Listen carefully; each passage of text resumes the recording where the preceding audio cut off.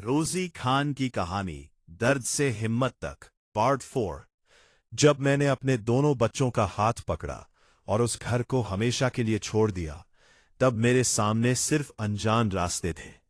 मुझे नहीं पता था कि मैं कहाँ जाऊंगी, कहाँ रहूंगी, क्या खाऊंगी, लेकिन एक बात साफ थी, अब मुझे पीछे नहीं लौटना था।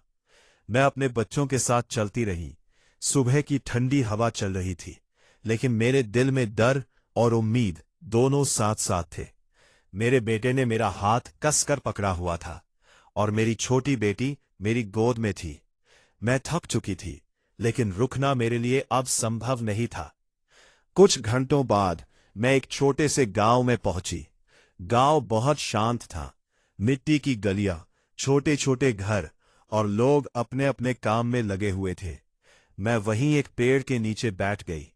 मेरे बच्चे भी थक चुके थे। बेटी सो गई थी और बेटा चुपचाप मुझे देख रहा था। मेरे मन में सवाल ही सवाल थे। अब क्या होगा? मैं कहाँ रहूंगी? मेरे बच्चों का क्या होगा? तभी एक बुजुर्ग औरत वहां से गुजर रही थी। उसने मुझे देखा।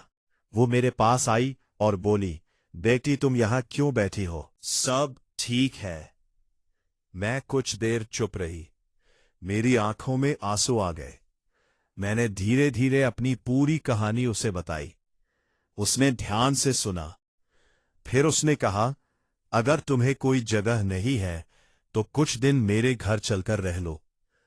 उसकी बात सुनकर मेरे दिल को थोड़ी राहत मिली। मैं उसके साथ उसके घर चली गई। उसका घर छोटा था, लेकिन दिल बहुत बड़ा था। उसने मुझे एक कोना दे दिया। उस रात मैंने बहुत दिनों बाद चैन की सांस ली। धीरे धीरे मैं उसके घर का काम करने लगी। मैं सुबह जल्दी उठती, झाड़ू पोंछा करती, खाना बनाने में मदद करती और घर के बाकी काम संभालती। वो मुझे अपनी बेटी की तरह रखने लगी। मेरे बच्चे भी वहां थोड़ा खुश रहने लगे। लेकिन मेरे मन में एक चिंता हमेशा रहती, पैसे की। मेरे पास कोई आय नहीं थी। मैं किसी पर बोझ नहीं बनना चाहती थी। मैंने गांव में काम ढूंढना शुरू किया। मैं कई घरों में गई। किसी ने कहा काम नहीं है, किसी ने कहा बच्चों के साथ काम नहीं होगा, किसी ने मना कर दिया। हर बार मैं निराश होकर वापस लौट आती, लेकिन मैंने हार नहीं मानी। मुझे अपने बच्चों के लिए कुछ करना था। एक दिन गांव में किसी ने बताया कि पास के कस्बे में एक छोटा सा अस्पताल है, वहां शायद काम मिल सकता है। मैंने तुरंत वहां जाने का फैसला किया। अगली सुबह मैं अपने बच्चों को साथ लेकर अस्पताल पहुंची। वो एक छोटा सा जच्चा बच्चा केंद्र था। वहां ज्यादा भीड़ नहीं थी। मैंने वहां की मैडम से बात की और उनसे कहा कि मुझे काम की बहुत जरूरत है। उन्होंने मुझसे पूछा, क्या तुम कोई काम कर सकती हो? मैंने कहा, मैं कुछ भी कर लूंगी, बस मुझे काम दे दीजिए। उन्होंने मुझे कुछ दिन ट्रायल पर रख लिया। मैं सफाई करती, मरीजों की मदद करती, दवाइयां लाने में सहायता करती और जो भी काम मिलता पूरी मेहनत से करती। कुछ दिनों बाद उन्होंने मुझे वहीं काम पर रख लिया।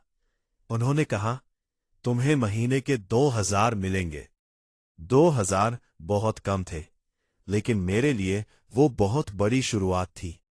मैंने तुरंत हाँ कर दी। अब मेरी जिंदगी का नया संघर्ष शुरू हुआ। सुबह बच्चों को संभालना, फिर अस्पताल जाना, देर शाम वापस आना, सब कुछ बहुत मुश्किल था। कई बार मैं खुद भूखी रह जाती, लेकिन बच्चों को खाना जरूर खिलाती। महीने के 2000 में सब कुछ चलाना बहुत कठिन था।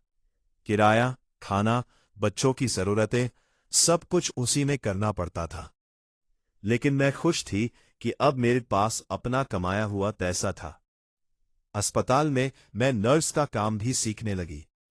धीरे धीरे मुझे मरीजों की देखभाल करना आ गया। जब कोई बच्चा जन्म लेता तो मैं उसे गोद में लेकर साफ करती। उस समय मुझे अपने बच्चों की याद आ जाती। कई बार रात को बहुत थक जाती थी।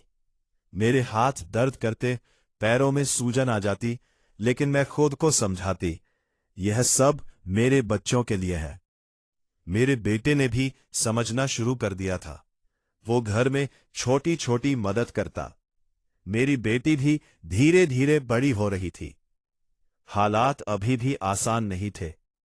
पैसे कम थे, थकान ज्यादा थी, लेकिन मेरे दिल में अब डर कम और हिम्मत ज्यादा थी। मैंने खुद से वादा किया था, मैं हार नहीं मानूंगी। मैं अपने बच्चों को बेहतर जिंदगी दूंगी, चाहे मुझे कितनी भी मेहनत क्यों ना करनी पड़े। और यही मेरे जीवन का नया मोड़ था, जहां दर्द अभी खत्म नहीं हुआ था, लेकिन उम्मीद की रोशनी दिखने लगी थी। पी और पी पी पी